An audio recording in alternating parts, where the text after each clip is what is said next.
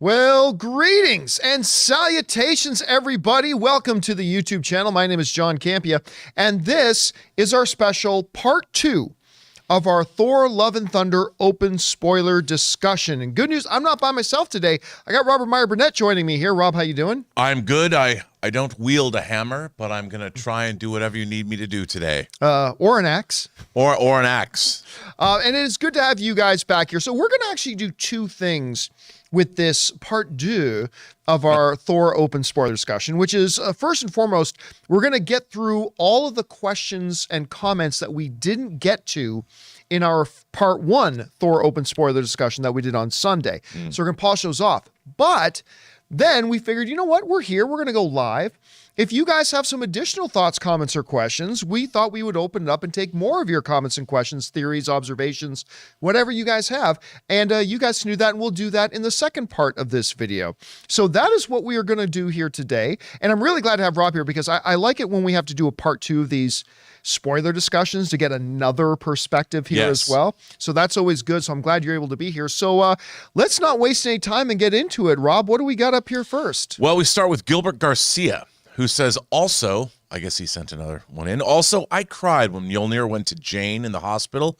Also, this is my favorite movie so far for Marvel. It's 9.5 out of 10 for me. Well, wow. I mean, and that's a great example, right? Of the mix we see, because, you know, you'll get a bunch of people, I think, like you and me, who think, yeah, the movie's pretty good, but it's not as good as Ragnarok, whatever. You get some people that completely hated it, and you get some people that just think it's the greatest thing ever. We just got we got a text yesterday. We talked yesterday about our friend Cody Miller, who does Best Movie, Worst Movie, who texted me quite assertively, Thor, Love and Thunder, 100% best Thor movie ever. I mean, so you're getting that real diverse opinion in this one. Plus, I mean, that our viewer points out a really emotional moment that was unique to this movie. Yeah. So I can see how that can affect somebody. I mean, that moment doesn't appear in any other Hulk movie. Thor movie. So, you know, that can have emotional resonance for them. I agree. All right, what's next? Next comes from The Minds Behind. Says, I'm shocked at how much I hated the editing of this. It felt like a half-assed version of the Gore story. Is there a better cut of this film in the editing room? Why didn't they push that version out? Well, didn't they say there's a 4-hour? Taika Waititi did say there was a 4-hour version of this. I think that was a different movie. No, I think it was Was this. it? Did he say that? Yeah, I mean, you know. Well, remember, Lena Headey was cut out of the movie entirely, and they paid her $7.5 million for her role in this movie. And they cut Jeff that out Goldblum entirely. and Peter Dinklage. So look, you know, whenever they make movies, they're iterative. You shoot lots of things, you cut them down and you pare them down. Sometimes movies are written to have too much story, and then you eliminate whole subplots, which clearly they did. And that's part of the process of making a film. Everyone talks about, well, you know, they saved Star Wars in the edit. No, they didn't. They just edited the movie. They edited it to be the best movie it could be. And here's the other thing, too. With Gore, like, you know, you and I have talked about this. I think they should have had one extra scene of Gore butchering a god to be god butchering, right? But that aside, this movie was never going to be the Gore story. No Thor movie is ever about the villain. Like, the Thor movies are always about, like, Dark World was not about Malekith. You know, the Thor Ragnarok was not about Grandmaster or whatever. Or Hela. Like, they're always, they're elements of the film, but Thor movies are always about Thor. Yeah. And so we were never going to get the Gore movie like that. So even though I do think they needed that one extra scene, they absolutely need that one extra scene. Agreed. All right, what's next? Attack of the Mushi says, I saw it 4 times. It's nice to find new things each time. I got to say, I've seen it a couple times and I've discovered something new. Again, the first time I saw it, I didn't realize that was Daryl. Even though Valkyrie says Daryl, I didn't put 2 and 2 together. So I also find little things. That's part of the frantic nature of it, is that there are a bunch of things you're going to pick up on later. That not necessarily things you like, but you'll find new things as you watch them, right? And this movie is chock-a-block full of stuff. I'm sure if you were able to examine all the backgrounds and things, there's probably a lot of stuff. Just Omnipotent City alone. Yeah, just snuck into there. I mean, they the effects guys probably are still snickering at what they hid what they slipped in there. All right, what's next? Ulatan says, watched Endgame after watching Love and Thunder. The scene where Thor says to Cap, you can have the little one, when referring to Mjolnir hits different now. It does, doesn't it? Yeah. But I mean, that was something that's a little bit of a change from Endgame, because in Endgame, there wasn't that. I don't know. Maybe you could argue in Endgame, Thor understood that's not his Mjolnir. That's a different timeline's Mjolnir. I don't know. How did you interpret? I mean, that? no, it's true, and I felt that way as well. And look, I understand the love triangle with Thor's hammers and axe. I mean, that was, it was kind of funny. It kind of got like, come on. I said, see, here's what I said. Like that scene. Okay, pretend this is off camera. All right, that scene where he's like talking about Mjolnir, and all of a sudden Stormbreaker. Yeah, slow. I'm not gonna lie. I laughed my ass off. Unlike the goats, which I laughed every time they did it. The love triangle joke I think was great the first couple of times, but they stretched that one out too far. I thought so too. But at first, I did laugh a lot at first. Yeah, at first it was funny, and what was really interesting is the speed at which Stormbreaker came in. That slow crawl into perfect. frame. That was perfect. That was really good. Very funny. All right, what's next? I like that. 1253 Sir 3 says, I thought that the end of the story didn't work. I'll tell you what. Initially I would have agreed. Like the end of the movie with Love and Thunder, that was great. But the end of the story, like at first, and I said this in the first part, I want to know what you think about this, Rob. I said after I saw the movie the first time, I liked it, but the end of the movie made me feel like, well, it's kind of like Raiders of the Lost Ark. Like you got to the end, and ultimately, what were the three things that Gore was trying to do? Number one, he was trying to get Stormbreaker. Number two, he was trying to get to eternity. So number three, he could make his wish and destroy all the gods. Well, he got Stormbreaker, he got to eternity, and he chose to wish for something else. So like Indiana Jones or the first Raiders, I'm thinking ultimately Thor didn't accomplish anything in this movie. Now, it was the second time that I saw the movie that it hit me very differently. Because at the end, you got to remember, Gore has this worldview of what the gods are. And he talks about it throughout the movie. They're all selfish, cowardly, self-centered, sniveling, awful beings, right? But throughout this movie, he constantly sees Thor being the antithesis of all those things. Yes. He sees him being heroic, self-sacrificial, servant to those he's trying to play. He sees him love. Like in that last part, again, like he's talking to Gore. It's like, look, why would I spend my last, you won. So why would I spend my last few moments? I'm going to spend my last few moments with the person I love. Because I think if Gore didn't see all of that, he not only wouldn't have changed his wish, but he wouldn't have brought his daughter back because she would have been alone. And he certainly wouldn't have entrusted his daughter to some selfish, sniveling god. Right. But he saw Thor throughout the whole movie and realized, I can entrust my daughter to this being. And at that point I felt, okay, then I looked at the ending a little bit differently. Then at that point, the ending worked a little bit better for me, but still it would have been nice to see like Thor at some point foil one of the steps of Gore's plot. You know what I mean? I don't know. What did you think? No, I completely agree with that. And you're pointing out the ending. I think that is really important. I mean, but again, I wish they had got into more of just more of Gore's. Like, I would like to have seen more of Gore and watched more of his journey, more of his philosophy, I guess, because like you said, it would have been nice to see different, what he thought of the gods. I would like to have seen illustrated more in the film. And that's why I thought that one extra scene would have been very helpful. Yes, I agree. But I thought the end of the movie, that was fairly moving. What I don't know now is that does everybody in Asgard get to go to Valhalla? If you die in battle. I mean, yeah. So does that mean everybody, when Hela was blowing up Asgard, are they all? That's my guess. They're all there? Maybe. So that's not so bad. Yeah. I want to go to Valhalla. Except Odin didn't die in battle. Yeah, right? That's true. Unless you could say that maybe he was battling with himself. Well, now we're getting metaphysical here, aren't we? Yeah. All right, what's next?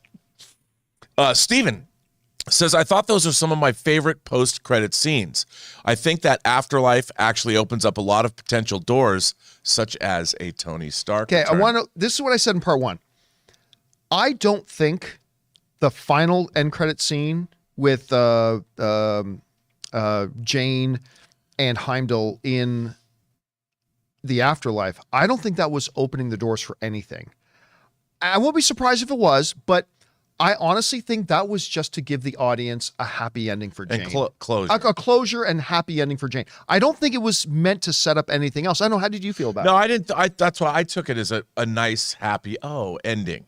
I mean, I'm not going to lie. I did think about the fact that, well, wait a minute. You know, if you go to Valhalla and die in battle, and does Tony Stark, was that a Jake? Does somebody like that get to go there, even though? Well, he wasn't a Thor. Right, but still, I mean, maybe he was in battle with Thor. Does residual Thor power that he can imbue people with because they were fighting together? Yeah, don't even get me started on that. Yeah, I know. I didn't see it as, I don't think you get out of Valhalla. Once you're there, you're there. Yeah, again, like I said, I just took it as giving the audience the happy ending for Jane. Yeah, closure. I like the way you put that. Yeah, closure. It's closure. You don't get to leave the afterlife. All right, what's next?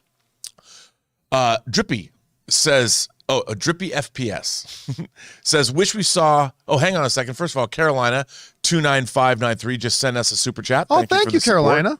Drippy FPS says, wish we saw Gore kill the other gods. Again, just quickly, we've touched on before, just to give the audience a sense of dread, because we never got to see him butcher any gods except for that one lucky stab he did at the very beginning with the sun god.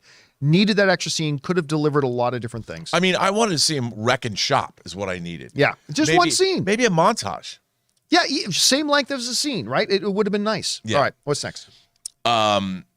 Jack Newton, Steven says, P.S. I hope you're feeling better, and I send get well wishes to Chris as well. Yeah, and Chris is recovering. We got some text messages from her today, so you'll see her again soon. Thank you for sending that in, man. All right, what's next? Jack Newton says, honestly, just didn't really enjoy it. I tried too. I'm happy that my friends could get into it and enjoy it, but I really can't. Well, listen, that's the thing about movies. They're not going to work for everybody. And I warned everybody after I saw it weeks ago. This will all depend on how you handle the type of humor that they decide to do. If it doesn't resonate with you, it's not going to work. And again, just today, we're hearing from people saying, I love this movie. And some people saying, this movie doesn't work for me. Well, you were right, man. You were the first person to tell me about the silliness. Right. And someone else brought up, they felt like it was the modern day Flash Gordon. And I'm like, maybe I have to see it again. I have not heard it that way, but that's not a bad I know. That's why I was like, Oh, all right. What's next? The Fresh Prince of Asgard sends in a super chat and says, to me, when it comes to the comedy, it seemed like everyone was an over-exaggerated version of themselves, especially when it came to characters like Sif and the Guardians. I don't disagree with that. I disagree with that about the Guardians. I thought the Guardians were all pretty consistent with how we've always seen the Guardians. But I thought that the Guardians, they were. And they didn't even really do anything. Yeah, they didn't do much. But it seemed like everybody was kind of amped up because the Guardians, while there's a lot of humor there, they still, they're really good at their jobs. They're competent people. But yeah, I just thought the whole thing was leaning into the silly, and you told me that was the case. So yeah, and again, it all depends.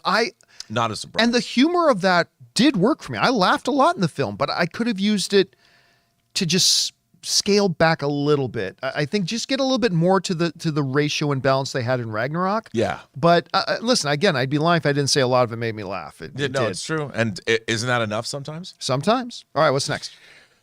Josie Reviews says, loved seeing my boy Daryl back. Hope to see more. It took me the second time to see it, but when I saw that it was Daryl, I was so happy. Hilarious. And if you guys have not seen the Thor roommate Daryl sketches, the short films that they did with Chris Hemsworth, you've got to hop on YouTube and find them. They're really, really funny. And then they did two of those, and they did another one with Grandmaster. Yeah.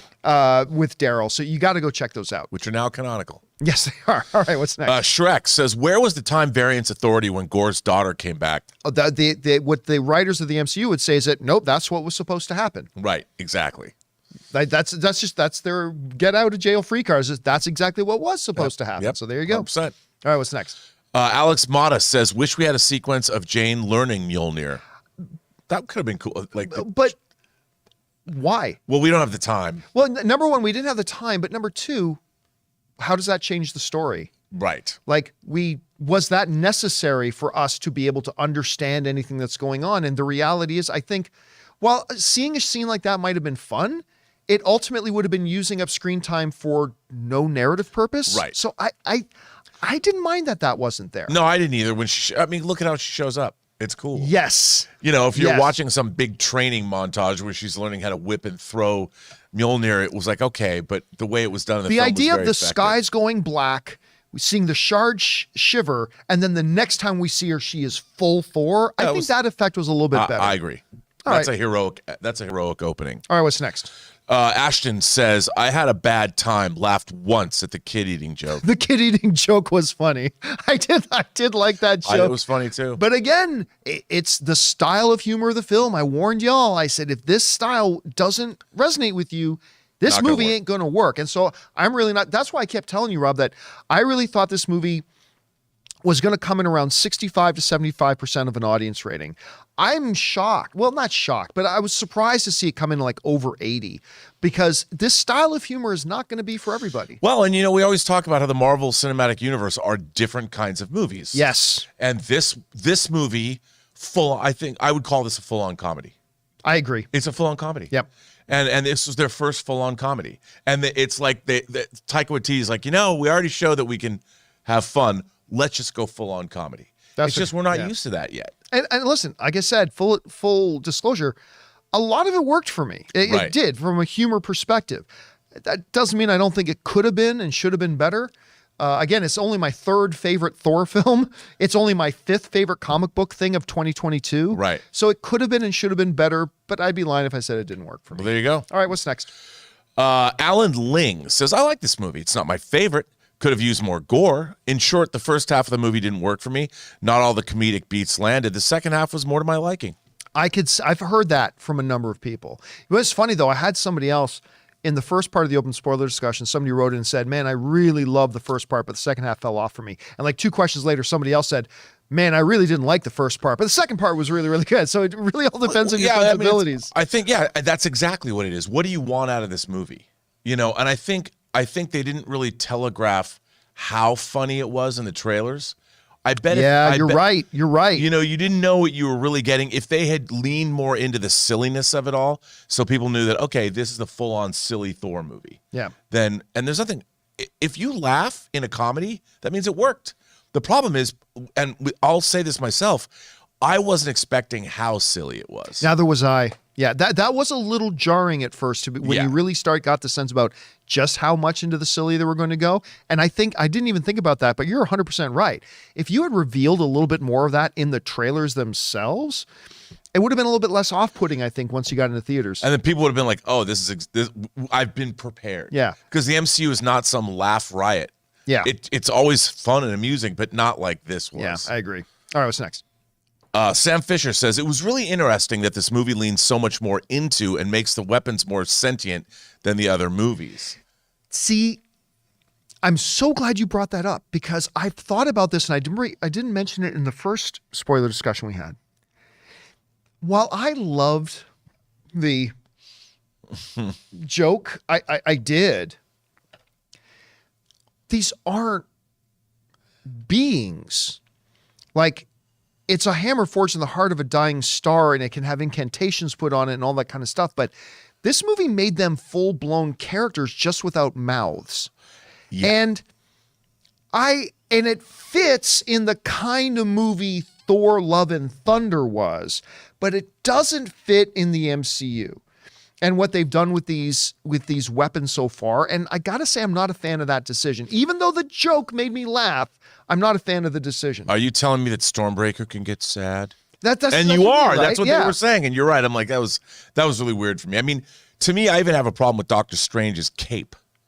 His cape. But at least his cape, from the first time we see it on screen, that is the way it acts. Yes, right. That's the way it acts. Different. Yes, it is different. And I buy the cape, but this was a little much. Yeah, a little much. All right, what's next? Oj Osser says, I'm pretty sure Korg was an unreliable narrator, and he's throwing in a lot of BS, hyperbole, and exaggeration. Listen, somebody else proposed that to me and said, have you ever considered, Campea, that the reason it comes across as silly and whatever is because really what we're seeing, we're not hearing Korg describe it and then seeing what really happened. We are actually seeing Korg's story. Uh-huh. And in seeing Korg's story, this is how it would come across. And I said, okay, that's an interesting point of view. That is actually an interesting thought. The problem is nothing in the movie backs that up and suggests that's what's going on. So, for instance, if this was just Korg's telling of the story, Right. then we wouldn't see Star-Lord kind of rolling his eyes at the silly things Thor is saying. It's like, are you listening to yourself sort of thing? I will admit, it is a very interesting theory. I just didn't see anything in the movie to back it up. I don't know. What do you think about it? No, I mean, I like the idea.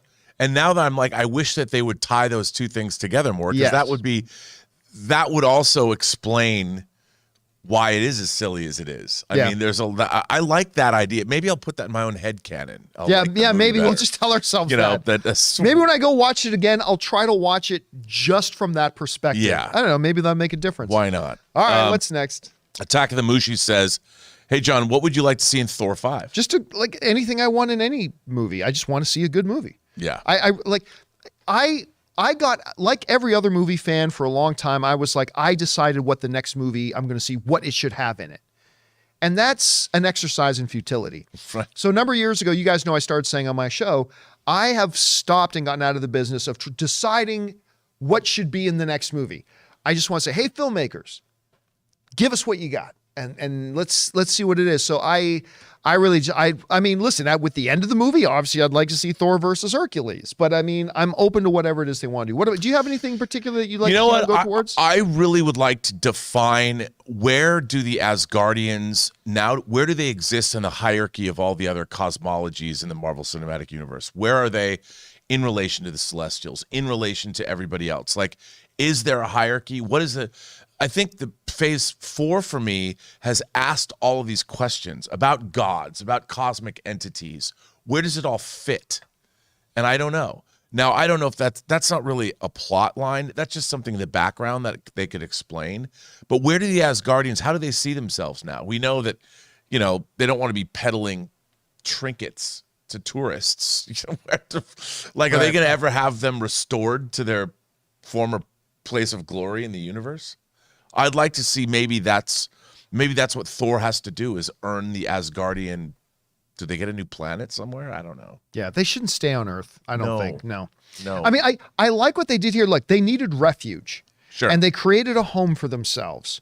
And I love the fact that it became a tourist destination. I loved all that. But it can't be permanent. No. They are, after all, Asgardians. And does any human beings go to them and go, look, there's celestials in the sky. There's ancient Egyptian gods fighting in the pyramids and eating people's souls in Cairo. I mean, there's all this stuff going on. What does it all mean? Like, I would go, are there religious leaders going to the Asgardians and saying, can you please explain what's going on in our universe? Give us some insight here. Yeah, I mean. All right, what's next? Colonel Toaster says, I really like that Thor, Jane, and Valkyrie related to Gore during his monologues in the Shadow Realm. He had a moment with each of them individually. I like that too. I did too. I actually thought that was one of the stronger things. And again, I think important to what happens at the end when they're at eternity. Yeah. I think because in those monologues, he sees the nobility in each one of them. He admires some stuff in Jane. He empathizes with Valkyrie. He sees and ultimately ends up respecting what he sees in Thor. And I think those breakdowns that happen in that moment were actually, I'd say that was one of the better moments of the film, to be honest with you. I agree. I thought it was pretty good. I agree. I thought that was a great moment. I really liked that a lot. It was cool. All right. What's next? Cheeky Bird 893 says it was Zeus lightning powers. Okay, so this came up. So my biggest gripe, like as in something that happened in the movie that to me makes no sense, and you and I have talked about this. Yeah. While I liked the kids battling the shadow monster, I got a big hoot out of that. I thought that was fun to watch. It was fun. But how they got those powers was dumb.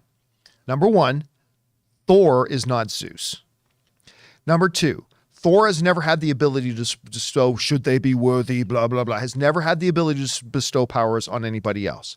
Number three, Thor has never wielded Zeus's lightning bolt.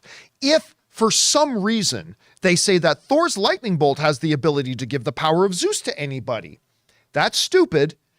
And there's no way Thor would know that.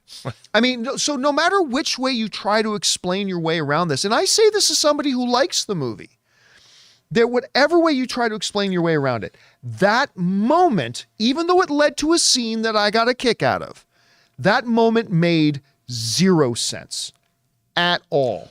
No, I completely agree. And also, look, I understand why they did it. Because like you said, it was fun. I understand that.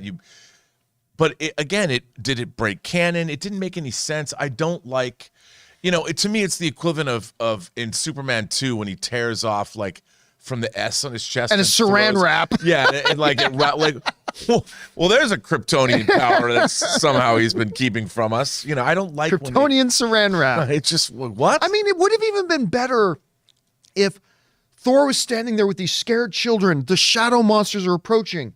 And he hears Odin's words in his head. Whoever can wield this hammer shall possess the power of Thor.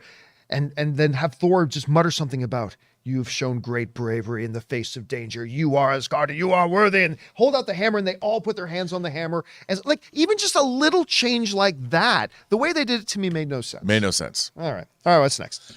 1253 Sir 3 says, I remember when yourself, John, said that you felt the Hawkeye trailer was just jokey, and I felt that this was the film version of that. The difference is that Hawkeye has always been portrayed as a very different character. Right. We were coming out of Infinity War and Endgame where Hawkeye had lost his soul and was going on a murder rampage and lost all hope in the world and saw no purpose to life. And he was butchering people for years. Yeah, murdering a lot of people to the point that even the rest of the Avengers were like, do we need to go after Clint?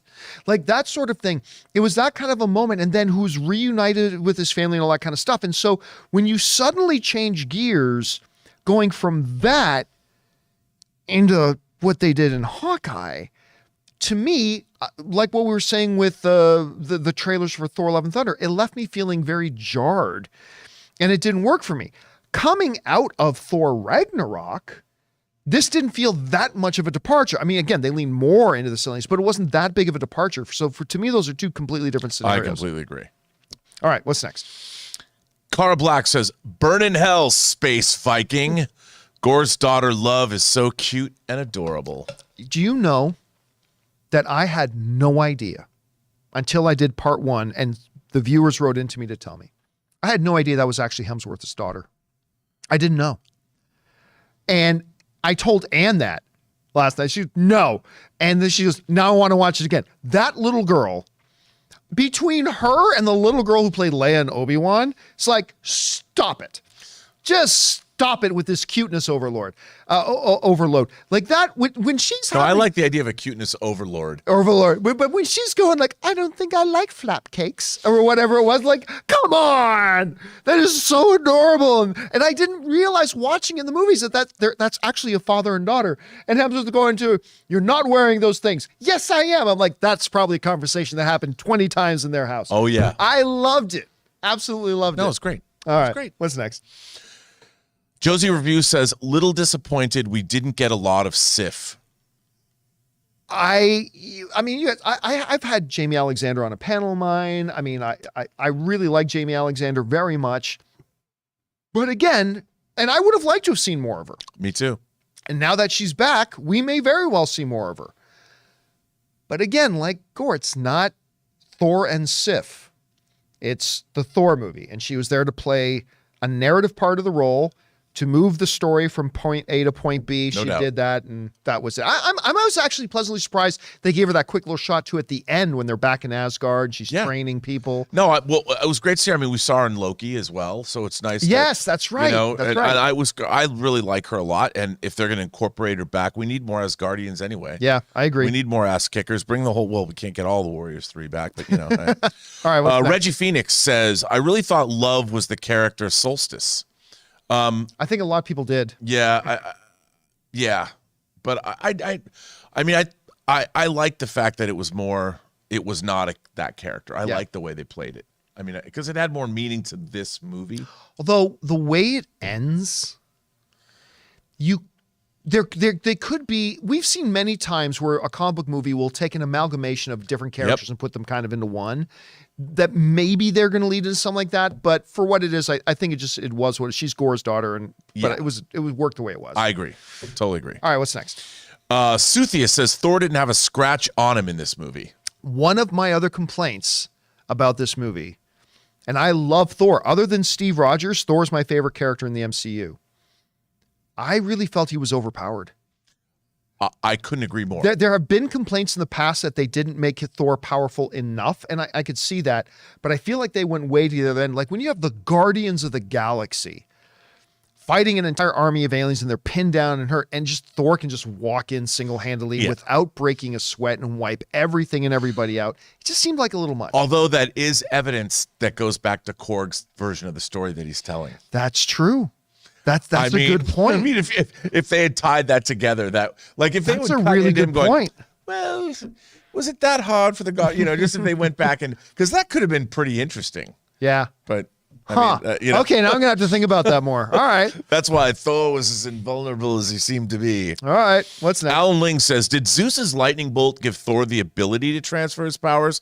That's the only explanation I can think of for transferring power here versus other times. How?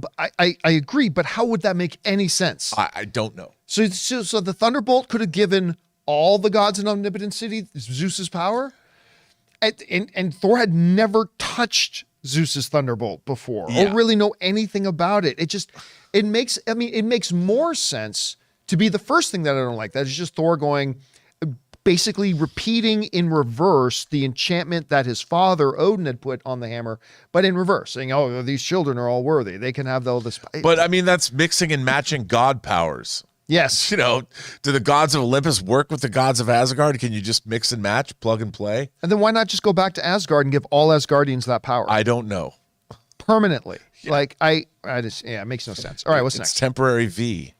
I like that. Hervé B says, maybe Thor only understood he could give his power after realizing what happened to Mjolnir and Jane. But this wasn't Mjolnir. Yeah, and that was the results of his father's spell that he put on it, that whoever wields his hammer, be they worthy, shall possess the powers of Thor. That goes back to the first Kenneth Branagh Thor movie in 2011, right? So again, this makes no sense. No. and I feel like they just used this was a plot point that it not only did it not make any sense, it doesn't have anything to do with the Thor mythos, I think, anyway. I agree. That's well said. Where you all right, what's Mark next? Nava says, I feel there was great potential for a heavy, more emotionally resonant story with the Thor Jane cancer arc, but it drowned in the silliness. Look, I was telling you the other day, I kind of felt that way too. Yeah, although I would say this. I think fundamentally, this movie should not have been a heavier emotional movie. I think this movie should have had the identity of a Ragnarok. I really do. But the difference is that in Ragnarok, when Odin dies, they give you a moment to dwell on that, and then you kind of feel the loss of their father. When Mjolnir is destroyed, while it all happens very quickly, like you feel the resonance of like Thor's had this hammer for thousands of years. Yeah. As a companion in a way, and now it's gone.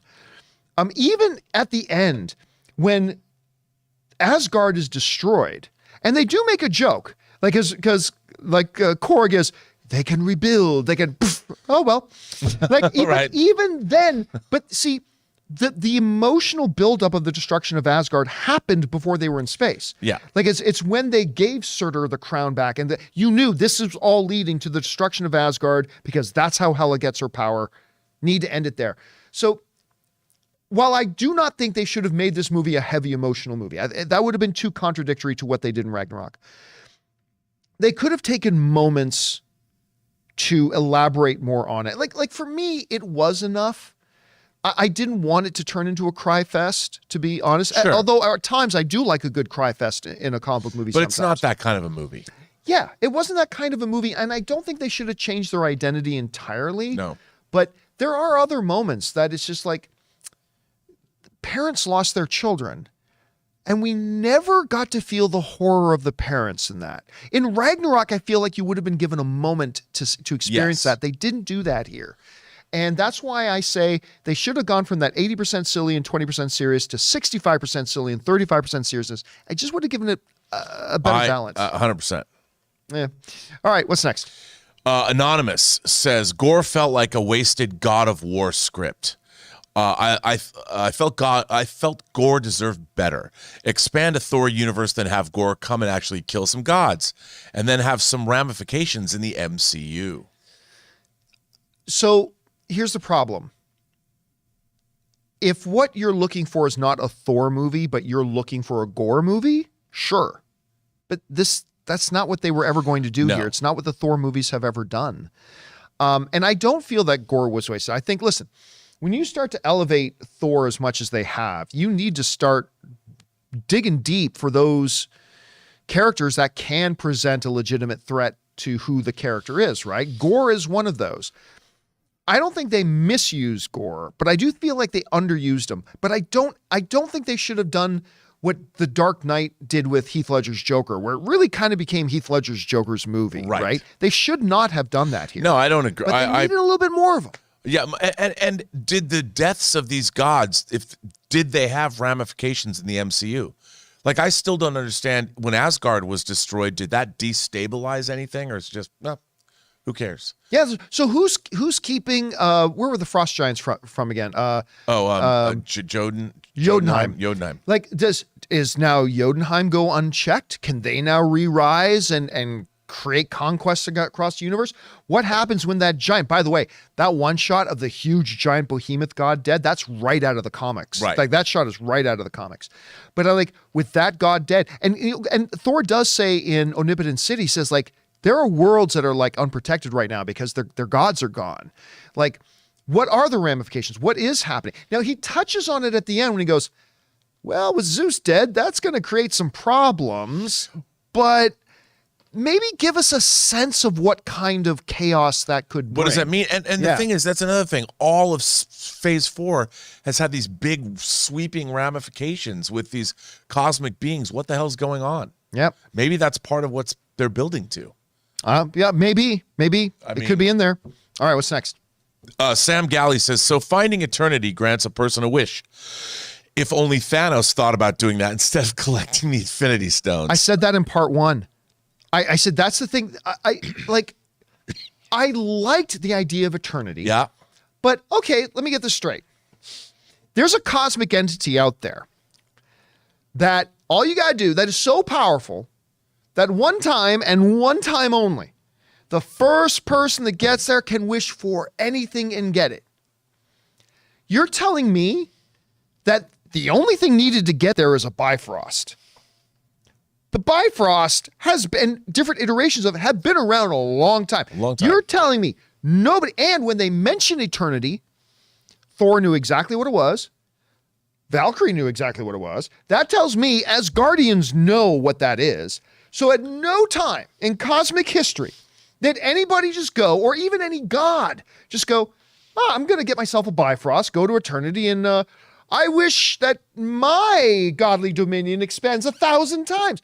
That made no sense.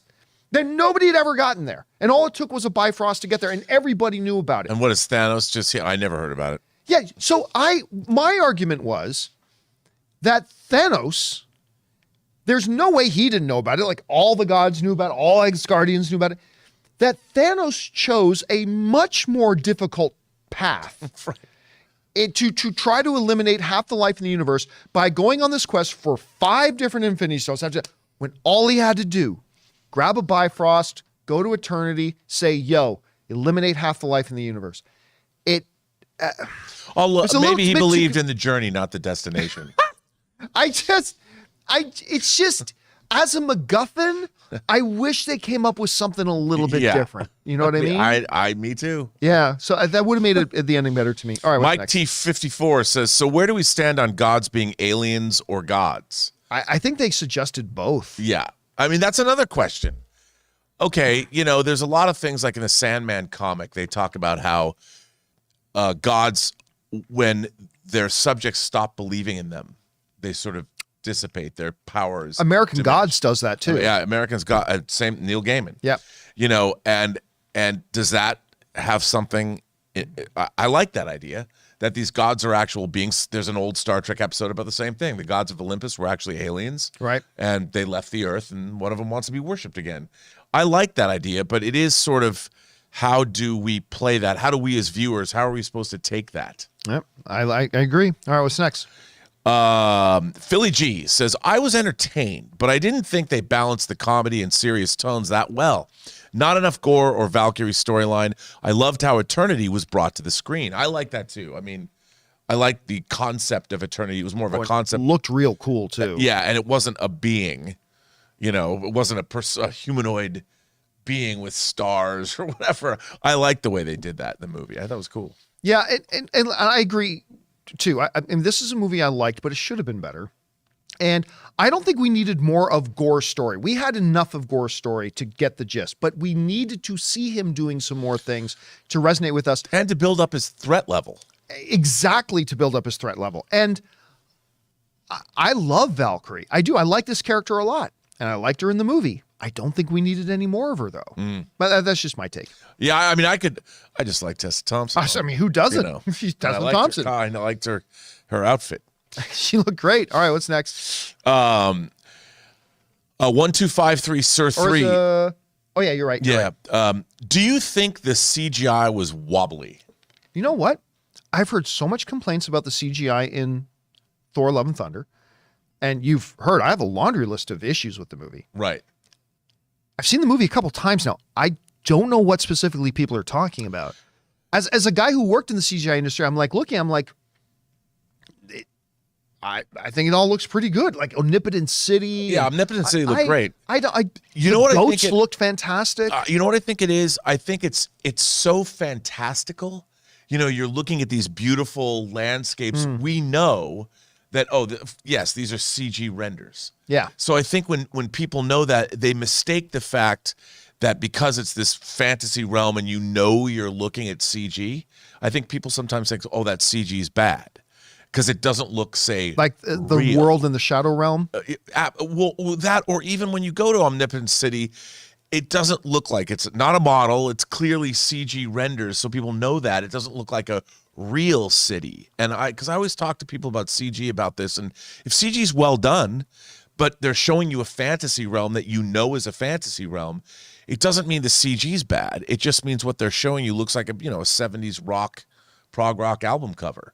And it looks awesome, but it's not real. Right. If that makes any sense. Yeah, and look, let me be clear. I'm not saying anybody is wrong if they didn't like the CG in this. Right. I'm just saying for myself, as I looked at it with all the issues I have with the film, I never once took issue with the CGI myself personally. No, and they're not trying to create something like, I love the battle scenes in Man of Steel, but they went for a realistic look. You're supposed to believe, yes, This is a city on Earth. That's what we're doing.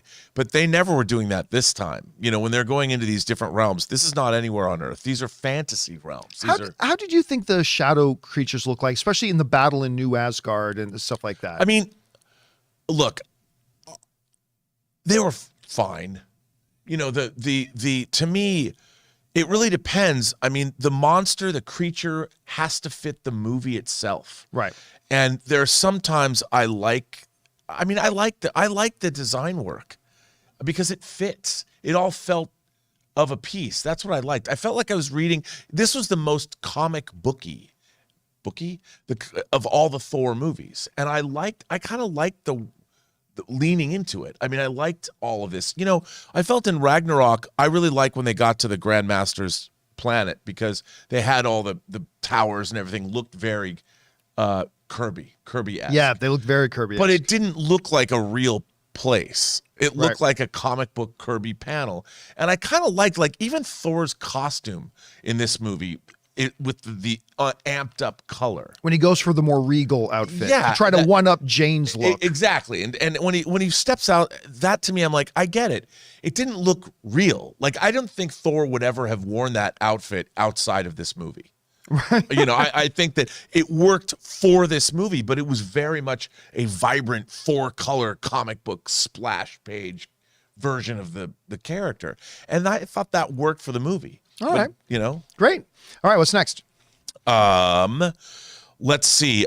Dr. Hero sends in a super chat. Thank you for that. And Bronx sends in a super chat. And that gets us caught up on all the questions that got sent in during part 1. And now what we're going to do, guys, is we're going to start taking the questions that you guys have been sending in today for us to talk about. But before we do, we're going to just take a second and thank the sponsor of today's video. We want to take a second and thank the sponsor of this video, Hellofresh. Now, guys, you've heard us talk about Hellofresh before. Ann and I absolutely love using them. With Hellofresh, you get farm-fresh, pre-portioned ingredients and seasonal recipes delivered right to your doorstep.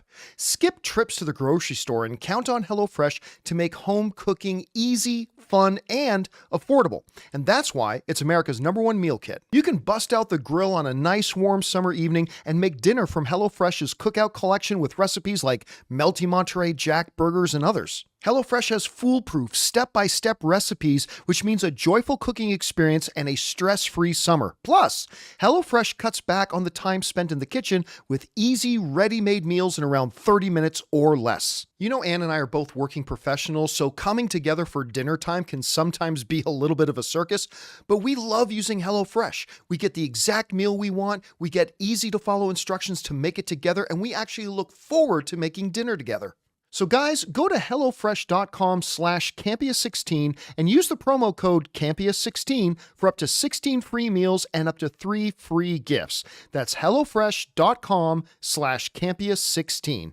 HelloFresh, America's #1 meal kit. And thank you to our friends at HelloFresh. I love HelloFresh for being a sponsor of today's video. All right. That down, we're going to move over and take the questions you guys have sent in today. So, Rob, let's just jump in there. What do we got? Because Cinema Reviews says something annoying in fandom is when people don't like something, they dismiss any potential deeper meaning and subtext. This movie is a perfect example. Okay, true. We as fans do that.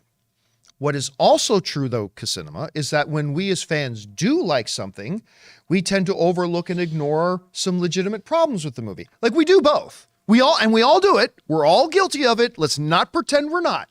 We all do it sometimes. Like when we really like something, winning cures everything, we tend to overlook some of the flaws. If we don't like something, we tend to overlook some of the things that do work. That's just what we as fans do, and we're all guilty of it. But I would also say that I don't think overlooking the deeper meanings of this movie doesn't mean that those deeper meanings were not well served by the silliness. I think that there, like you said, if there was more of, if it was 65-35, it would have been better overall. Yeah, it would have. Yeah, I think it would have been clicked even better. I agree. Yeah. All right, what's next? Casinema Reviews says Ragnarok had Led Zeppelin. This had Guns N' Roses. I say use Queen in Thor 5. I could see an epic fight between Thor and Hercules set to We Will Rock You. I disagree for 2 reasons. I kind of would like to see that, though. One, Queen doesn't quite fit Thor. Right. Zeppelin, Guns N' Roses. I think maybe you go Metallica or something like that a little bit. Like maybe even a little bit of Poison. You know, or go a different way with like Hawkwind. Give me a fantasy metal band like Queensryche. They're not as iconic. Right. But the other reason is Queen already did that for a movie that was called The Highlander. Yeah. Right? Where they really use Queen as the soundtrack for their film. So I would lean away from Queen myself personally. All right, what's next? Fangblaze71 says, man, I've got to say I love Third New Theme so much. It gets me hyped. Love and Thunder had a fantastic score and soundtrack. Listen, with whatever problems you may have or I may have with the movie, and that I thought it was okay and good, but it could have been better. I wanted to rock out every time the next Guns N' Roses piece played. Yeah, I mean, it was like when in the kid battle, as they jump right, they don't do the beginning of the song, they jump right into the mid-bridge of November Rain. Yeah.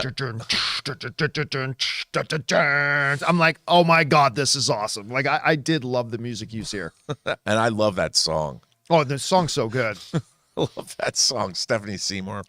Fangblaze71 says, I've seen Thor 4 or 3 times now. Thought it was okay after the first time, but I'm liking it more every time, clearly. Once I got over the stuff I didn't like, I realized how much fun and enjoyable it is. Now I love it. Here's the funny thing. Like, while it's my 3rd favorite Thor movie, my 5th favorite comic thing. I got to say, too, my second viewing of it, I liked it a little bit more than my first viewing. So I've only seen it once. I got to go with Elizabeth. We got to go see it. Oh, you did? Elizabeth hasn't seen it yet. Okay. No. She hasn't seen it. She went to a play. Okay. And I did not. So she's got to see it. I actually think she would like it more than me. As she said, she's a little superheroed out.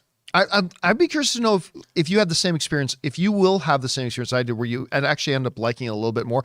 Going back to your thing about if the trailers had prepped you a bit, I wonder if maybe that's why I liked it a little bit more the second time, because now I knew exactly what I was going in for. That might be very true. Maybe. All right, what's next? Just maybe. Bobaloo 000 says, if anyone is going to babysit, love, I hope it's Uncle Loki. I would watch the hell out of that Disney Plus show. So he says, I would pay money to watch that movie. You make that kind of like when the babysitter trying to babysit baby Jack. You make a short or a little, just it doesn't even have to be a Disney Plus series. Do a 15-minute Disney Plus short of Uncle Loki and Love. Or Love and Uncle Loki. Dude. Whatever.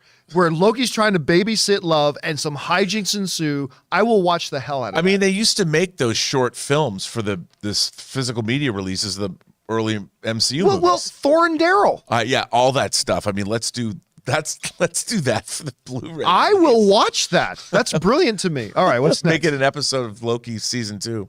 Suthia says, as they were showing off. What's that, Babalu? Or was that was the one we just did? Yeah, that's the one we just, okay. As they were showing off the god in Omnipotent City, did you catch the one that was a huge dragon? That was the great protector of Talo. Was it? I mean, I recognize as a big giant dragon. I don't know. Instantly know if that was actually, I didn't either, but I like that idea. If it was, that would be awesome. But yeah. The god of Talo wasn't all golden. Right. But maybe in this it was white. It was though it's fashion. Yeah. I don't know. I'll tell you what, I'll try to keep a closer eye on that the next time I see the movie, but thank you for pointing that out. I like that idea. All right, what's next? Alex von Gollum says, I loved how Zeus waved his skirt while going downstairs. Crow was awesome. I hope we see Zeus in another movie. Okay. I know I've been saying that this should have been, instead of 80% silly, should have been 65% thing. Don't change a fucking thing about Zeus. Zeus was my favorite thing. I mean, I love the goat stuff. I like Thor in it. I love Natalie Portman in it. Russell Crowe as Zeus killed me. And here's the funny thing. And somebody else brought this up in part 1, that if you really know the mythology of Zeus, Russell Crowe's portrayal of Zeus ain't all that far off. Right.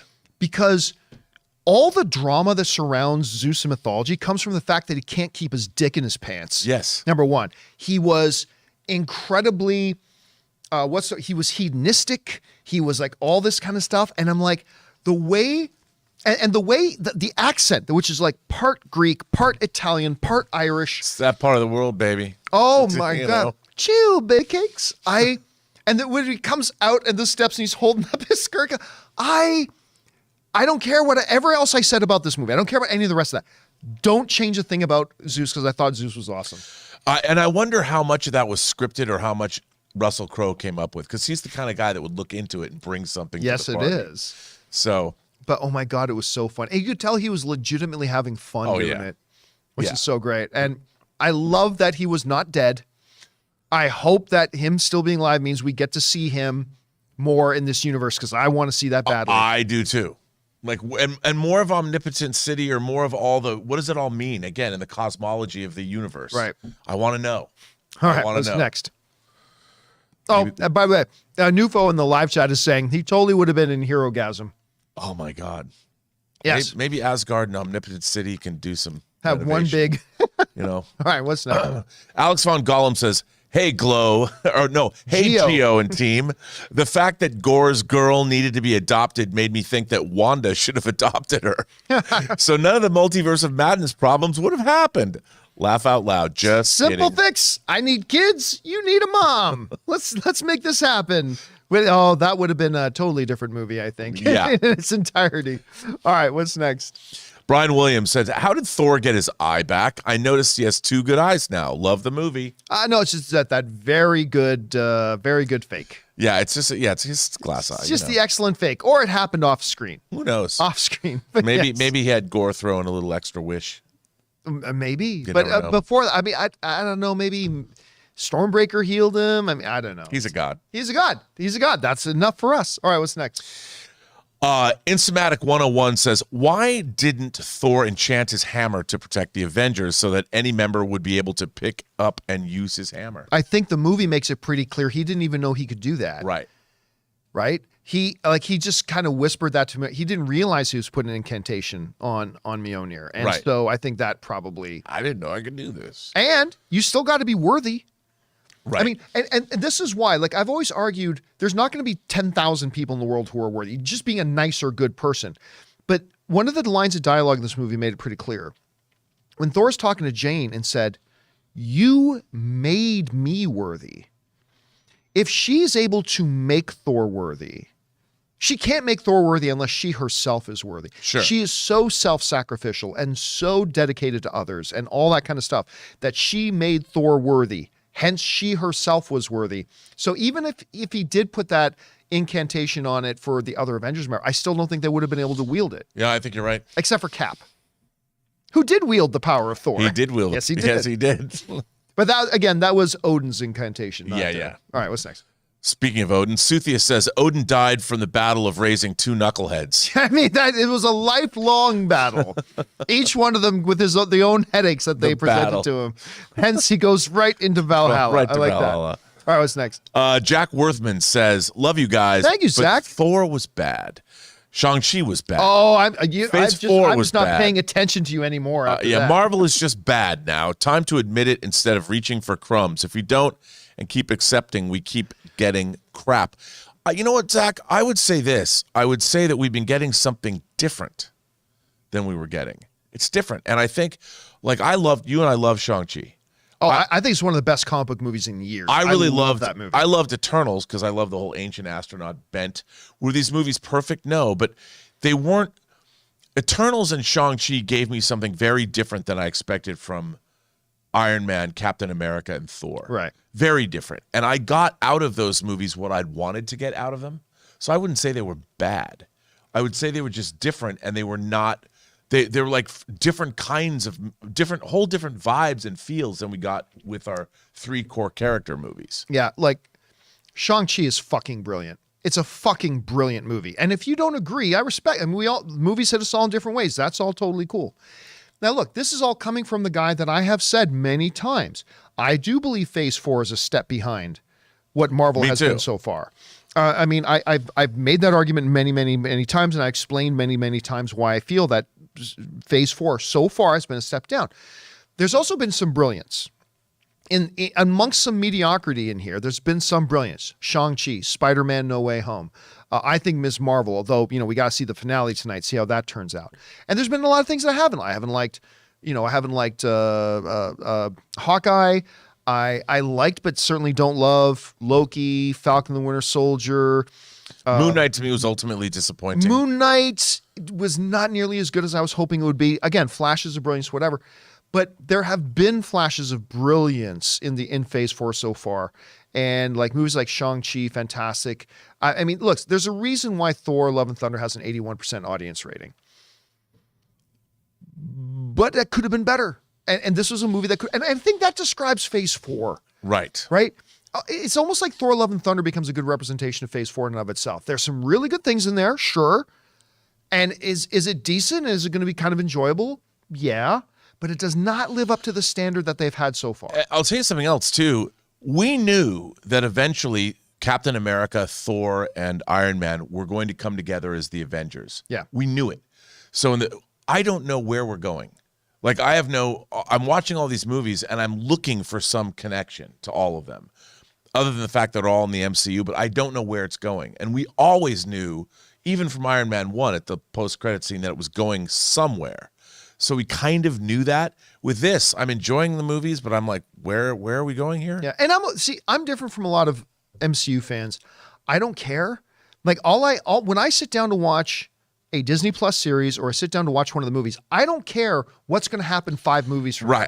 I care about this movie that I'm watching, and if you deliver, great. That's why I love Shang-Chi. Although, if you're a fan of the greater MCU, you come out of Shang-Chi going, okay, that was great, but it didn't give me any better of an idea about where the MCU is going as a whole. Right. Other and than then the 10 rings, sort of. Yeah, thing, they but- teased the 10 rings thing, but even then, and I mean, Yeah, maybe the end of Miss Marvel will tie some of that together. I don't know. We keep saying that. We keep saying that after every new project. It never happens. All right, what's next? Tovitz said the scene on the boat where Jane told Thor about the cancer was done so well. Both Portman and Hemsworth's performances were next level for me. Here's one of the great things about Ragnarok, and even did work at times in Love and Thunder, is that they knew when for a moment they did need to be serious, right? When Gor's and Thor are confronting each other at Eternity, and Gore is giving him that monologue about, no jokes. That moment needed to be serious, and they did. When Thor is standing in Omnipotent City and needing to address the gods and express, no, we have to act on this. When did the gods lose their way? All that kind of stuff. And Thor is trying to have a serious conversation with that. At that moment, that was there. When Jane reveals to Thor about the cancer, and she then tries to play it off. No, I'm kidding. Like that vulnerability thing. I thought that, again, there were times in the movie that didn't work, but there definitely were times that it did. And I personally thought that was one of them. Yeah, I did. I thought so too. I totally agree. 100%. All right. What's next? Eric Benson says, hey, John and Rob, hello from Disney World. I'm in line waiting for Guardians of the Galaxy Cosmic Rewind at Epcot. Just wanted to say hi and keep up the good work. Well, that's very fortuitous. First of all, thank you for supporting us on that level. That's fortuitous here in line there. We don't have that ride at No, we don't. In California Disneyland. We have what's it called? The event, the Guardians of the Galaxy. Escape from something? Yeah, it used to be the Tower of Terror. Yeah.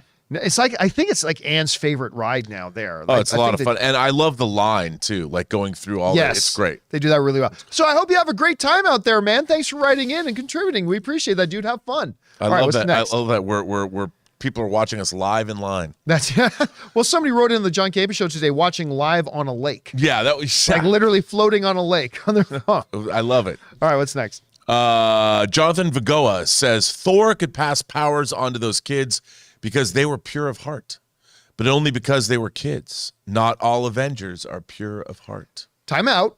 Since when can Thor even pass on his powers to those who are pure of heart? Even if that's right, even if that's 100% right, since when? It doesn't change the fundamental question of since when. So Thor can go into any kindergarten room and say, children, you're all pure of heart. You can now be gods. Since when? And I like this movie, but I'm like, I'm with you 100%. And plus, even if that was something from the comics, you have to establish that within the Marvel Cinematic Universe, which they have not done. Even a light foreshadowing at some point. Something. It's just that, okay, we're in this moment when we need something. Okay, let's just pull something out of our asses that has never been a part of this story before. Could happen. You know what? I'm just going to give the power of the gods to you, children. Well done. And you can't. And I heard some people was because they're Asgardian. No, they established a lot of those kids weren't Asgardian. Right. They went out of their way to make sure we understood that. Yes, they did. So it is what it is. All right, what's next? Poly Poly says, this movie felt like it had a split personality. Gore's acting was in an Academy Award movie, and the rest of the cast felt like they were in Mall Cop. Well, I disagree with that. And there were times when they did make Gore feel more like he was in this movie. Yes. Like when it's like, ooh, how exciting. But it was very well done, right? Because it's Christian Bale. What else do we expect? I thought Natalie Portman was great in it. I think Hemsworth, you can tell he fell in love with playing Thor again. Sure. You can tell he really is having a ball doing it. Tessa Thompson as Valkyrie is great. Maybe a little too much Korg. And I like Korg. I do too, but there was too much Korg. There was, and I'm not talking about the narration parts. That was perfect. Yeah. But other than that, I thought there was a little bit too much Korg. But what are you going to say? No to the director? The director wants to put himself in it more, but thought a little bit too much of that. But overall, I thought, amongst the laundry list of problems, I don't think performances were any of the issues. But you know what I will say, John, is I think that they succeeded in making the movie they wanted to make. I do, as opposed to a movie that they tried but failed. Right. I think this is the movie they tried to make. This is what they were trying to go for. Yeah. So I appreciate it on that level. All right, what's next? Just Plain Steve says, I love the movie. My only issue was, even though it was funny, the first 30 or so minutes made Thor look like a bumbling, careless dolt. It was well executed, but out of character for him, I think. See, I said this in part one. The way Thor came across to me in this movie was never dumb.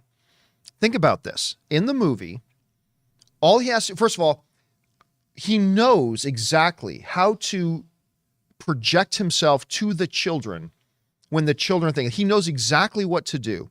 Once there, one glimpse of where he is, I know exactly where in the cosmos this is. I know everything about this place. I know all that kind of stuff. When he's standing before Zeus, he's passionately laying out this passionate thing about, like, gods are dying. Worlds and realms are being left unprotected. When did the gods, like, he's very forward in that. Whenever, to me, when some people say Thor comes across as dumb in this, never once did Thor come across as dumb. He always knows exactly what's going on. Yeah. He comes across as aloof. You're talking about a god who has lived for thousands of years, has lost everybody he cares about, almost. And you, even at the beginning of this, almost even lost his taste for battle. It's almost become boring. He's become very aloof. And maybe too aloof. Granted. But dumb? Never once in this movie did he come across to me as he was stupid. Right? Silly? Yes. Aloof? Yes. Doesn't know where the apples are? That never struck me that way. I don't know. How did you feel about that? No, I agree. I mean, I think it's an overall tonal issue. It's tonal. That's exactly right. You know, yes. It's not that he was dumb. It was that the movie's goofy. Yeah. It leaned a little too much into the silly. I agree. Yeah. All right, what's next? Just Plain Steve says, I love the movie. My only issue was, even though it was funny, same thing. Yeah. A. Marcellus, sorry, Just Plain Steve, but it was a good comment. A. Marcellus says, worth reading twice. Thor giving the power to the kids was hit and miss for me. Miss because it seemed silly, but hit because it showed the extent of Thor's true power.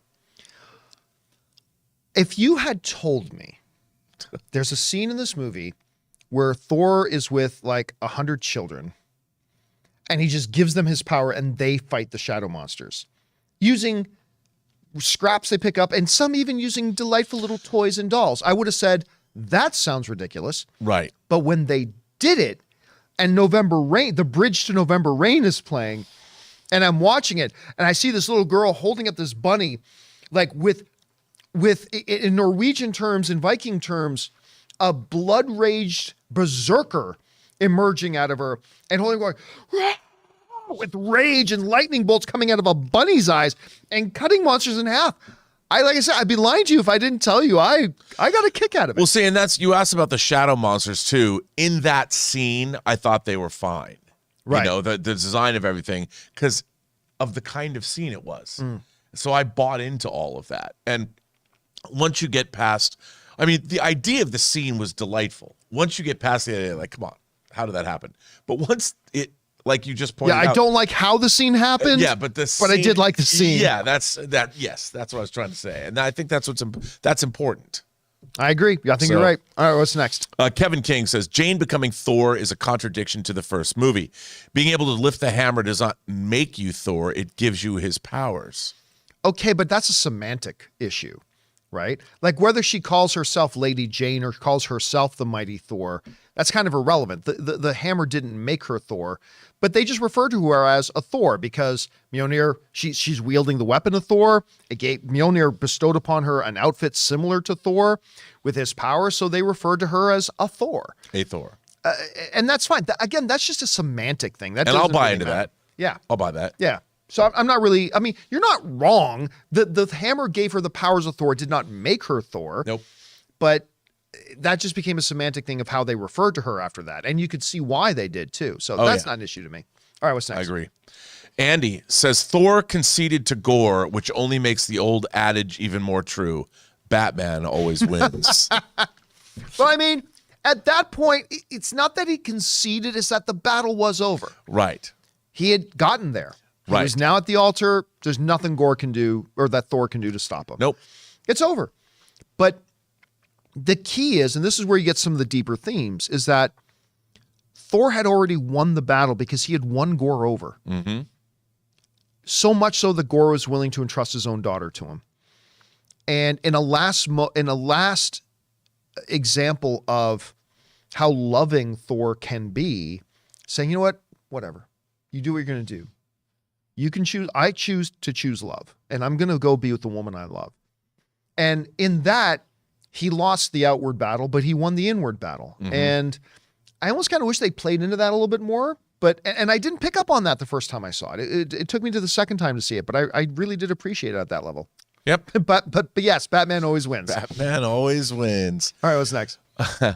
Gus's gas station movie reviews.fart Him again. says, took some edibles before going and laughed my butt off. I had somebody else tell me the exact same thing. They took a couple edibles, they went and they said they had the time of their life. Yeah, I think this movie was maybe designed for that. It may have been. Disney will never cop to that, but maybe. All right, what's next? We can't confirm or deny. A. Marcella says, I love the Cronin's God and his voice. I laughed so hard. I feel like he would be such a chill god. Maybe that's where Korg gets it from. Somebody in the first part of the spoiler discussion says, I think there's a bit of symbology going on here that people miss. What's that? Well, it's not just a joke that he's sitting on scissors as a joke to Game of Thrones. He's made of rock. Rock beats scissors. Oh, yeah. And I didn't get that the first. I'm like, oh my God, you're right. That's absolutely true. For sure. So now I got to go back and watch it again and look, is there paper anywhere in this illustration? Yeah. No, that's absolutely true. That was great. Yeah. All right, what's next? Kevin King says, Cap did not become Thor. He simply had his powers for a time. In Thor 3, Odin asks Thor, are you the god of hammers? The power is in Thor, not the hammer. Granted, but Odin made it different. Odin's incantation said, whoever wields this hammer shall possess the power of Thor. Cap wielded the hammer. He got the power of Thor. Jane wielded the hammer. She got the power of Thor. Now, as a result, there was an extra incantation on Mjolnir there that wasn't there before. And that's the incantation Thor himself put on it, saying, always look after her, protect her. Part of that, Mjolnir gives her the outfit, all that kind of stuff. So it's really not that, again, with all the other complaints I have about the film, I don't think that's one of them. No, me neither. All right, what's next? Abel Leon says, who would win, Zeus or Odin? My money's on Odin. My money's on Odin. Yeah, I don't think Zeus is a lover, not a fighter. Yeah, but again, I mean, when you're in an omnipotent city and you have all the gods and they are like, you're the man. And listen, Thor caught Zeus off guard. He was able to catch the lightning bolt, the thunderbolt, Zeus, the thunderbolt, and throw it back at him, caught him off guard.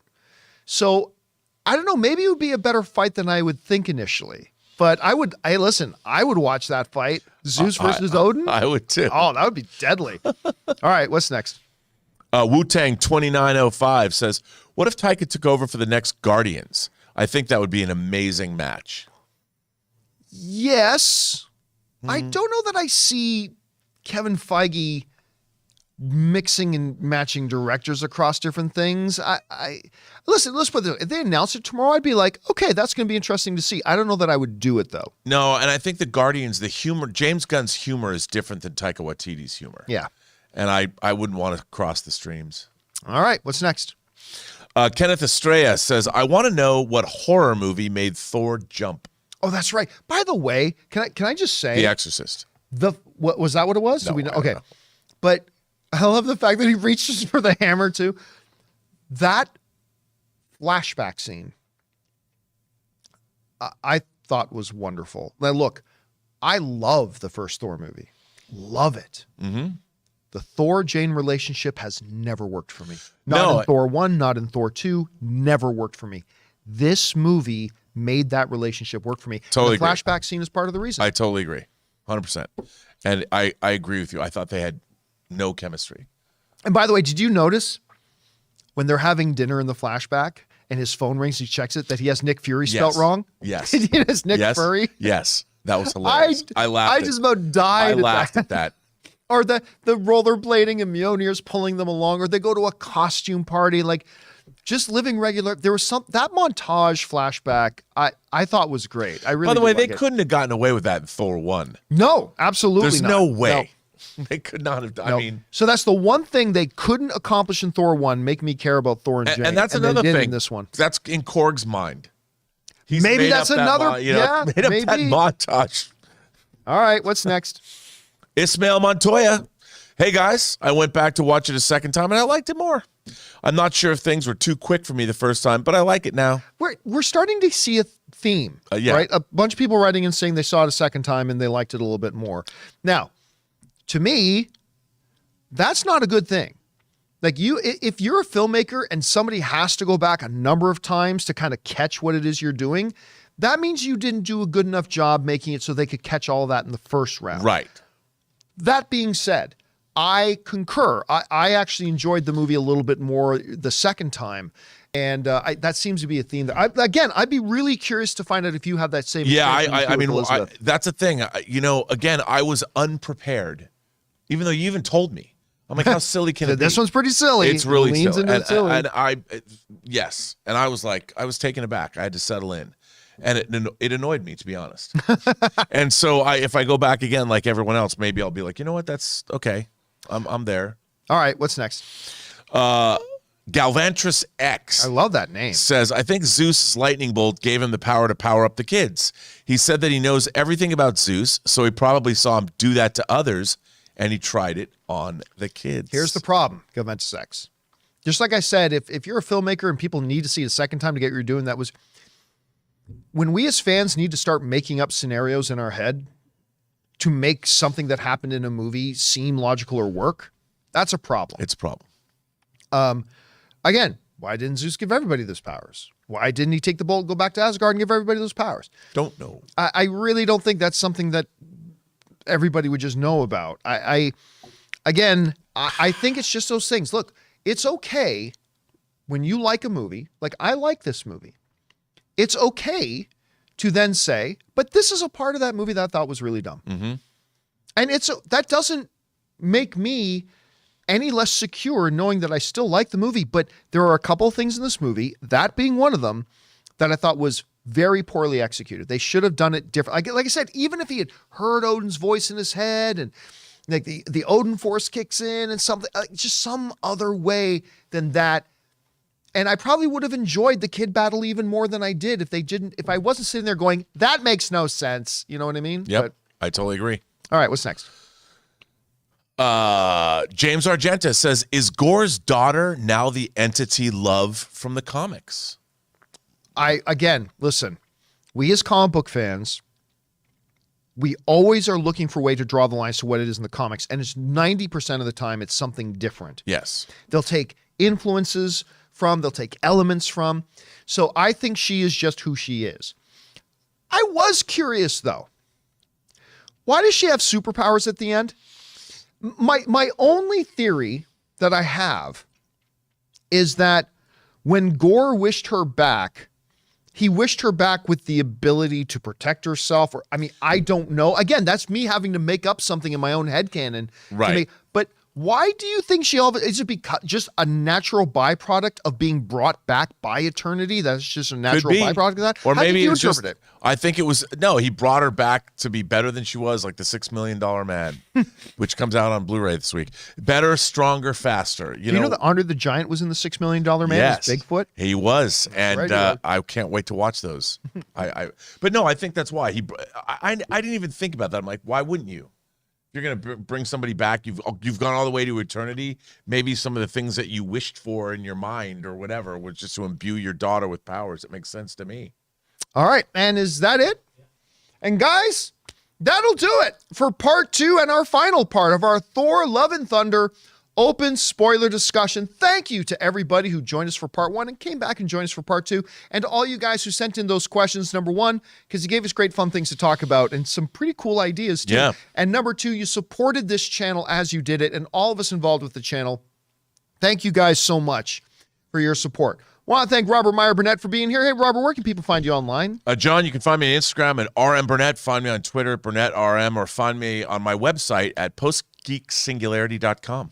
Of course, big thanks to producer Jonathan Voico, who's been running the show back there. And guys, don't forget to come back and join us tomorrow for the John Campea Show. And we've got our open spoiler discussion, our after show, if you will, of Ms. Marvel, the finale of the season tomorrow. Make sure you guys join us for that tomorrow afternoon. All right, guys, that'll do it for us for now. Thanks a lot for being here. My name's John Campea, and until next time, my friends, bye-bye.